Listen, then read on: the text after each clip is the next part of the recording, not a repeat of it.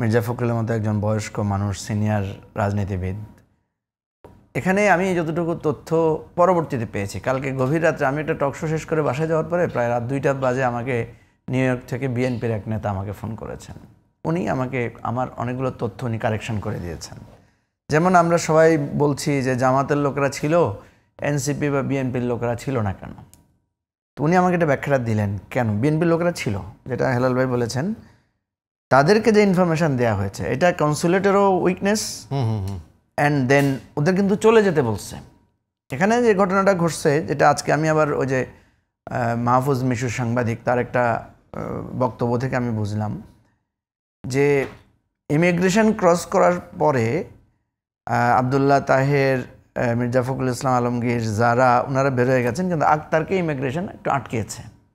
আক্তারকে মনে হয় 40 মিনিট 1 ঘন্টার মতো আক্তারের একটু ডিলে হয়েছে।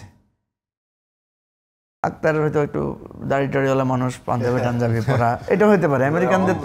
আমেরিকানদের তো এটা একটা অভ্যাস আছে।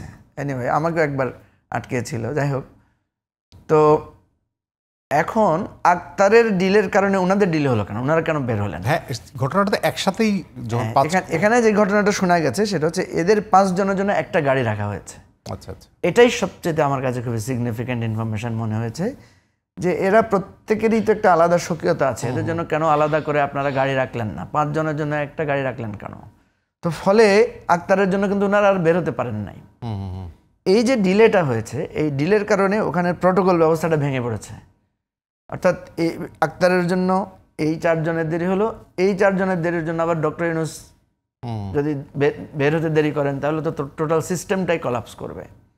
যার কারণে ওনারা বিভক্ত হয়ে গেছেন। প্রথম বিভক্তিটা এখানে হয়েছে। এই যে প্রথম বিভক্তি, যখন আপনার মির্জা ফখরুল সাহেবরা বেরিয়ে গেছেন, সবাই তো জানতো ওনার শেষ, ওনার ইমিগ্রেশন শেষ, কিন্তু আক্তারের জন্য যে ওনারা আরও 40 মিনিট 45 মিনিট রয়ে গেছেন, তো সেখানে তো ওই তথ্যটা তো আরিয়ারা জানেন। এখানে যেটা বলেছেন যে মির্জা ফখরুল সাহেব একজন সিনিয়র নেতা, ওনার পক্ষে তো সাজে না উনি ওখানে গিয়ে ফোন তুলে সিম করে নেতাকর্মীদের সাথে যোগাযোগ করবে। ওনার সাথে যদি ওনার এই দায়িত্বটা হুমায়ুন কবির সাহেব পালন করতে পারতেন, যেহেতু উনি উনি কম্পারেটিভলি ইয়াঙ্গার, বা হয়তো করেছেনও, আমরা তো তথ্য জানি না, আমরা না জেনে তো কাউকে ব্লেমও করতে পারছি না। ফলে বিএনপির লোকেরা, আপনার কাছে মনে হয়েছে কিনা যারা মির্জা ফখরুল ইসলাম, আমরা ভিডিওতে যতটুকু দেখেছি, আপনি যে প্রোফাইলের কথা বলছেন, যে সম্মানের জায়গা তার, মানে তার যাতায়াতের মধ্যে আপনি ওইরকম দেখছিলেন কিনা? না, এখানে আমরা তো দেখে দেখে বলছি। বিষয়টা যেটা হচ্ছে যে আসলেই সত্য যে ওই 8 নম্বর জায়গায় শুধু জামাতের লোকেরাই ছিলেন, ওই 8 নম্বর গেটে যেখান দিয়ে ওনারা বেরোচ্ছিলেন। তো জামাতের লোকেরা তো খুবই স্বাভাবিকভাবেই ওনারা তাহের ভাই বলে স্লোগান দিচ্ছিলেন, আমি যতটুকু শুনেছি। তো যখন ভাই আমরা 3 জন থাকবো, যখন বিজন বিজন বলে স্লোগান দিবে, আমাদের নামে কেউ স্লোগান দিবে না, বা আমরা থাকবো, তখন তো একটু অস্বস্তিকর লাগবে। আমার কাছে তখন মনে হবে যে ঠিক আছে বিজন আপনি আগে যান, আপনার যেহেতু নেতাকর্মীরা আপনাকে স্বাগত জানাচ্ছে, আপনি যান। অথবা আমরা বলবো যে ঠিক আছে হেলাল ভাই চলেন আমরা আগে হেঁটে চলে যাই। এখানে যেটা হয়েছে, জামাতের লোকেরা যখন তাদের নেতাকে স্বাগত জানাচ্ছিল, স্লোগান দিচ্ছিল, তখন স্বাভাবিকভাবেই বিএনপি এবং এনসিপির নেতারা একটু আলাদা হয়ে গেছেন।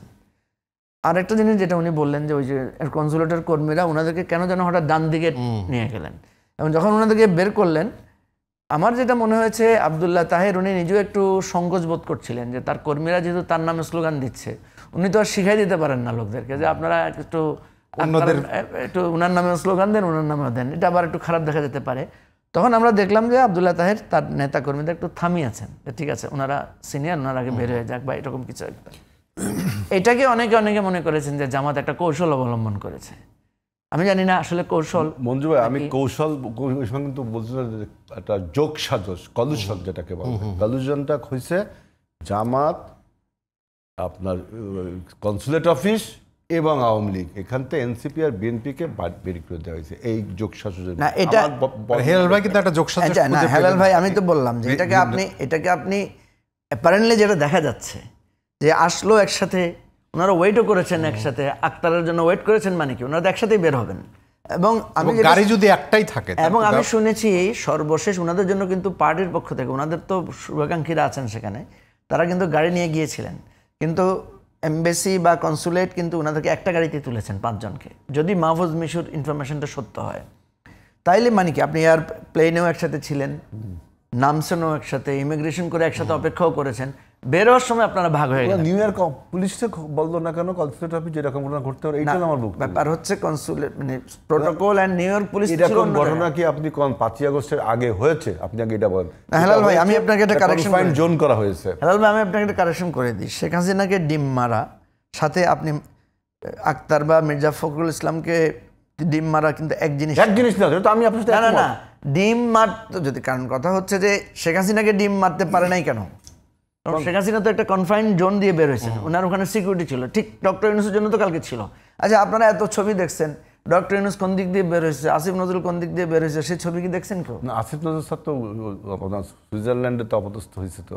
না না, আমি বলছি না, এই যে আমরা তো মির্জা ফখরুলদের বের হওয়ার ছবিটা দেখতে পাচ্ছি, অন্যগুলো দেখিনি। কিন্তু ডক্টর ইউনূস কোন দিক দিয়ে বের হয়েছে না, সেখানে তারটা কোনো কিন্তু সেখানে আমরা কেউ দেখা দেখি নাই। যায়, জি। তার মানে হচ্ছে রাষ্ট্রপ্রধানদের যে জায়গায় তারা একটা নির্ধারিত দূর থেকেই প্রতিবাদটা করেন, কাছে আসতে পারেন না। এখানেও দূর থেকে প্রতিবাদ করার কথা ছিল, কিন্তু কাছে চলে আসছেন যে আপনি তো ওদের কাছে চলে গেছেন, সমস্যা তো আপনার। যেহেতু এই যে আপনি আমন্ত্রিত অতিথি, নিউ ইয়র্কে আমন্ত্রিত অতিথি না ডক্টর ইউনূস, না, রাষ্ট্রীয় অতিথি তো তারা। ওই তো রাষ্ট্রীয় অতিথি। তাহলে নিউ ইয়র্ক পুলিশকে যদি কনসুলেট অফিস বলতো বা এরকম কোনো সাহায্য চেত, তাহলে অবশ্যই পেত। অথবা মানে তাৎক্ষণিক তো আসলে জটিলতা হওয়ার কথা কি ছিল, যদি মানে আগে থেকেই তো সবকিছু প্রি-ডিসাইডেড হওয়ার কথা। তার প্রোটোকলে এই নেতৃবৃন্দকে বের করে নিতে পারতেন। কিন্তু আমি দেখলাম যে এইখানে এই যে কিন্তু আমাদের ব্যুরোক্রেসিটা, বিশেষ করে এই যে ফরেন ব্যুরোক্রেসি, ডিপ্লোম্যাটিক যারা কাজ করে, এদের এই সরকারের ভাবমূর্তি ড্যামেজ করার একটা পরিকল্পনা এর সাথে যোগ হয়েছে। এই যে কোন দলকে বেশি আপনার পয়েন্ট দিব, তাহলে দেশে একটা হুলস্থুল। এই যে আজকে আমার বলতে হচ্ছে হেলাল ভাই, এটি আসলে বলছে পুঙ্খানুপুঙ্খ বিচার হয়তো এখন আমরা করতে পারবো না আসলে, মানে এটি আসলে মূল ঘটনাটা কি হয়েছে। এখানে আমি যতটুকু বুঝি, আমরা যদি ধরেন বিতর্কের জন্য বিতর্ক না করি বা না বুঝে কাউকে ব্লেম না করি, আমরা বুঝবো যে এখানে একটা মিসম্যানেজমেন্ট হয়েছে এবং কনসুলেট এটা ফেল করেছে। বিএনপির লোকদের যখন দেখছে যে মির্জা ফখরুল ইসলাম আলমগীর বের হতে দেরি হচ্ছে, তখন যদি বিএনপির লোকদেরকে খবর দিত, তারা কিন্তু চলে আসতে পারতো, তাদের ডিস্টেন্সটা যেটা ছিল তারা এখানে আসতে পারে। তাই তো এটা একটা গন্ডগোল হতো। এখানে আসলে একটা গন্ডগোল হতে পারে না। কনসুলেট অফিসে কাজ হবে কি? হেলাল ভাই, এখানে গন্ডগোল নাও হতে পারতো। যখন বিএনপি লোকেরা চলে আসতো তখন কিন্তু এরা হয়তো এত অ্যাগ্রেসিভ থাকতো না। এখানে তো একদম কাছে গিয়ে, আমি তো ভাবি অন্য কথা, পুলিশ না কেন? এখানে তো ভাই, পুলিশ না কেন? এখানে তো আপনি ডিম মেরেছেন, আল্লাহ না করুক, সেখানে যদি একটা হিংসাত্মক একটা অনাকাঙ্ক্ষিত আরো বড় কোনো ঘটনা ঘটনা ঘটতো, যদি কি হতে পারতো?